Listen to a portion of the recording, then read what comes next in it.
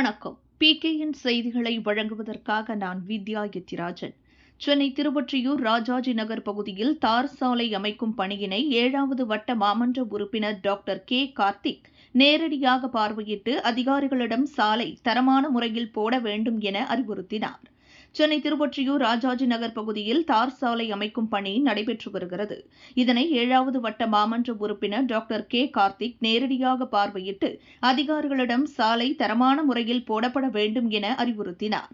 பின்னர் அன்சா ஜெய்ஸ் பார்க் பகுதியில் கழிவுநீர் அடைப்பு ஏற்பட்டு மக்கள் சிரமப்படுவதை அறிந்து உடனடியாக ஜெட்ராட் மூலம் அடைப்புகளை நீக்க உத்தரவிட்டு களத்திற்கு நேரடியாக சென்று பணிகளை பார்வையிட்டார்.